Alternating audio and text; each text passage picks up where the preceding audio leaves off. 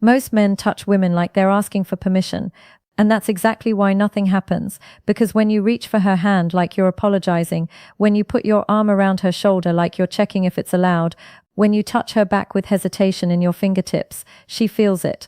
Not the touch itself, the doubt behind it. And in that moment, something inside her goes quiet. The part of her that was starting to feel something just stops. Here's what nobody tells you. A mature woman doesn't fall in love with what you say. She doesn't fall in love with how you look or what you do for a living. She falls in love with how you make her feel in her own body when you're near her. And that feeling, it starts with touch, but not the kind most men think. Today, I'm going to show you 7 specific types of touch that bypass her logic, disarm her defenses, and create a kind of emotional gravity she can't walk away from. These aren't tricks. They're not moves. They're the language her nervous system speaks when words fall short. And if you understand this language, you don't chase attraction, you create it. Now, before we go any further, let me be clear about something. This isn't about being aggressive. It's not about making a move or pushing past boundaries. That's the opposite of what works with a woman who's emotionally mature, experienced, and aware of herself. What I'm going to share with you is rooted in attachment psychology, neuroscience, and years of observing what actually creates lasting desire between two people. Not what sounds good in theory, not what works in movies, what works in real life with real women who've been through enough to know the difference between a boy trying to impress her and a man who understands her. Here's the thing. Most advice about touch tells you when to do it or where to do it, but nobody talks about the energy behind it, the intent, the presence, and that's where everything changes. Because a mature woman has been touched by men who wanted something from her, men who touched her to prove something, men who touched her because they were nervous or entitled or performing. She's done with all of that. What she's never done with, what she's been waiting for her whole life, is a man who touches her like he's already at peace with himself, like he's not trying to get anywhere, like his touch is an offering, not a request. That's what these 7 touches are about. And by the end of this video, you're going to understand not just how to touch her, but why each one works on a level she can't explain and won't resist. Stick with me because the 5th one I'm going to share is the one most men will never do. And it's the one that makes her think about you when she's alone. Let's talk about why most men fail at this before they even start. You meet a woman, there's chemistry, you talk, you laugh, maybe you're out for coffee or drinks, the conversation is good, she's engaged, and then nothing happens, you don't touch her. Or if you do, it's timid. A light tap on the arm, a quick brush of the hand, something so safe and neutral that it registers in her mind as nothing. Or maybe you go the other route, you touch too much too soon, too randomly, touching her lower back when you barely know her name, reaching for her hand when there's no emotional build-up, hugging her at the end like you're trying to make something happen by force. And in both cases, the result is the same. She doesn't feel anything. Not because she's cold, not because she's not interested, but because your touch didn't match the emotional frequency she was on. It was either invisible or intrusive. Here's the mistake. You think touch is about doing something, so you either overthink it and freeze, or you treat it like a checklist item and force it. But for her, touch isn't an action, it's a conversation, and if you're speaking a language she doesn't recognize, if your touch is saying, "I'm nervous" or "I'm trying to get something from you," then it doesn't matter how attracted she was 5 minutes ago, she'll pull back. Not consciously, not always visibly, but energetically, she'll create distance. And once that happens, you're climbing uphill.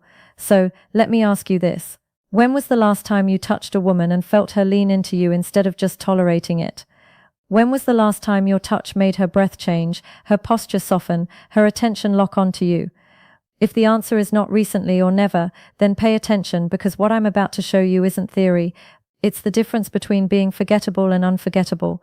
Before we get into the 7 touches, you need to understand the 3 psychological triggers that make touch actually work with a mature woman. Because without these, you're just going through motions. Trigger number 1, certainty without agenda. A mature woman has been touched by uncertain men her entire life.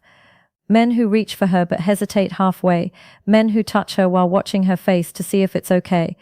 Men whose hands feel like questions instead of statements. And every time that happens, her attraction drops. Not because she's judging him, but because uncertainty is the opposite of safety. And safety, real nervous system level safety, is what allows her to feel desire. Here's the paradox most men miss. She doesn't want you to be dominant in a loud, controlling way. She wants you to be decided. She wants to feel that when you touch her, you're not asking for approval. You're not trying to get a reaction. You're simply present, grounded, and clear. That doesn't mean you ignore her boundaries. It means you touch her like a man who knows his own value and isn't performing for hers. Think about it. When you touch something you already own, your steering wheel, your phone, your jacket, you don't hesitate, you don't second guesses, you just touch it. There's no effort, no trying. That's the energy. And when she feels that in your touch, something ancient in her brain relaxes, because certainty without agenda is the hallmark of a man who isn't desperate, isn't manipulating, and isn't pretending. It's the first trigger, and without it, nothing else works. Trigger number 2, escalation through stillness. Most men think escalation means doing more, touching more, moving faster, going from hand to waist to shoulder to kiss, like it's a staircase you climb. But that's not how her body works. For a mature woman, escalation isn't about quantity. It's about depth. It's not about touching her in more places. It's about staying in one place long enough for her to feel you. Let me explain. When you touch her and immediately move or pull toe, her nervous system never gets to process it. It's like a song that cuts off after 2 seconds. No resonance, no impact.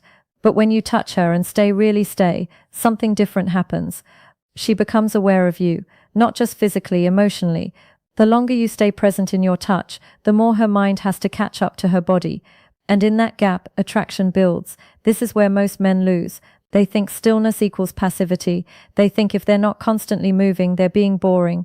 But here's the truth. Stillness is dominance. It says, I don't need to rush. I don't need to prove anything. I'm comfortable right here. And when she feels that, her body starts to lean into the moment instead of waiting for the next one. That's the second trigger. And once you understand it, everything slows down in the best possible way. Trigger number 3, touch that holds emotion, not intention. This is the one that separates boys from men.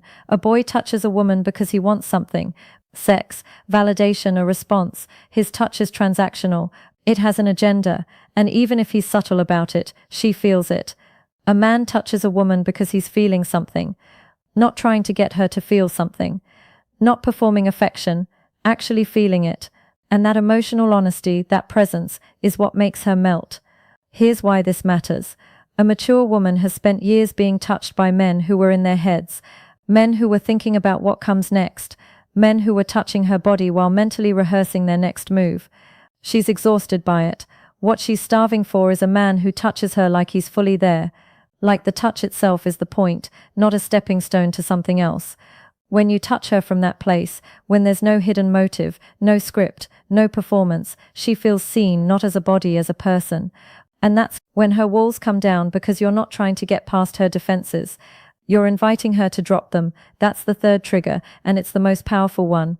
Now let's get into the 7 touches that use these triggers to create a bond she won't forget.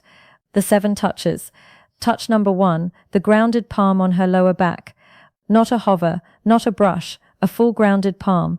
When you're walking beside her, entering a restaurant, crossing a street, guiding her through a door, place your palm flat against her lower back, not your fingertips, your whole hand. And here's the key.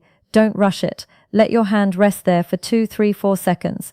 Long enough that she registers the weight of it.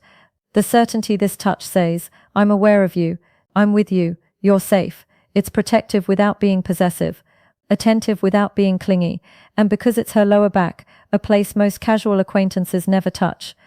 It crosses a threshold, it's intimate without being sexual, she feels guided, not controlled, and that distinction is everything. Touch number 2, the slow handhold with thumb movement. When you hold her hand, don't just grip and go, hold it. Feel the shape of her fingers, and then slowly move your thumb in small circles on the back of her hand or the side of her palm. This is a touch that forces presence. You can't fake it. You can't do it while distracted. It requires you to actually be with her, and she'll feel that. The thumb movement creates a micro moment of intimacy. It's deliberate, it's attentive. It says, I'm not just holding your hand because it's what people do. I'm holding your hand because I want to. This touch works during a quiet moment, walking in silence, sitting side by side, watching something together. It's the kind of touch that makes her glance at you and smile without knowing why. Touch number 3, the forehead or temple touch. This one is underrated. Almost no one does it, and that's exactly why it's powerful. When she's stressed, overwhelmed, or just talking about something vulnerable, reach up and gently touch her forehead or temple with your fingertips or palm. Not for long, just a few seconds. This touch is protective, parental almost, but not in a patronizing way. It communicates, I see you, I'm here, you don't have to hold it all alone. It's deeply comforting, and for a mature woman who's used to being the strong one, the responsible one, the one who holds everyone else together, it's a relief she didn't know she needed. This touch builds emotional safety faster than almost anything else. Touch number 4, the anchored shoulder hold. When she's telling you a story, when you're standing close, when you're saying goodbye, place your hand on her shoulder and let it rest there. Not a quick squeeze, not a pat, a full anchored hold. Look at her while you do it. Be still. Let the moment breathe. Touch says, I'm listening, I'm present, you have my full attention. It's grounding for her, especially if she's used to people half listening or rushing her. And because your hand is still, because you're not fidgeting or moving, it creates a moment of connection that feels more real than a 100 compliments. Touch. Number 5, the 2-hand face hold, the game changer. This is the one most men will never do because it requires vulnerability. When the moment is right, when you're close, when there's tension, when you can feel something unspoken hanging in the air, cup her face with both hands, gently, slowly, like you're holding something precious. Look into her eyes, don't say anything for a beat, just be there. This touch stops time. It's the most emotionally naked thing you can do because you're not hiding behind casualness. You're not pretending it's accidental. You're fully, completely there. And for her, that level of presence is intoxicating. It says, you matter. This moment matters. I'm not afraid to feel this. Most men avoid this touch because it feels like too much, but that's exactly why it works. She's not looking for safety in the form of distance. She's looking for a man who isn't afraid of intensity. This is that moment. Touch number 6, the waist pull. When you're standing face to face, when there's energy between you, when she's smiling or teasing, place your hand on her waist and gently pull her toward you. Not aggressively, not suddenly, just a slow, deliberate pull that closes the space between you. This touch is confident, it's direct, it says I want you closer, and because it's her waist, one of the most intimate non-sexual zones, it sends a clear message without words. She'll either lean in or pull back, and either way you'll know where you stand. But if she leans in, that's when you know you've crossed the threshold from interest to desire. Touch number 7, the goodbye, linger. When you hug her goodbye, don't rush it. Hold her for an extra 2 seconds. Let your hand rest on the small of her back. Let your other hand come up to her shoulder blade. And then before you fully let go, let your hand trail slowly down her arm. As you step back, this creates what psychologists call a separation ache, a moment where her body misses you before you're even gone. It plants a seed, a question in her mind. Why did that feel different? And that question turns into curiosity, which turns into her thinking about you later, wondering when she'll see you again. That's the power of a well-consecuted goodbye touch. Now here's the thing about all 7 of these touches. They only work if you mean them. If you're doing them because you read them in a script, she'll feel the hollowness. If you're doing them to make her fall in love, she'll sense the manipulation. But if you do them because you're genuinely present, because you're feeling something, because in that moment touching her is the most honest thing you can do, then they become magic. So here's your practice. Start with the ones that feel most natural to you. Maybe it's the handhold, maybe it's the lower back. Don't try to force all 7 in one interaction, just pick one.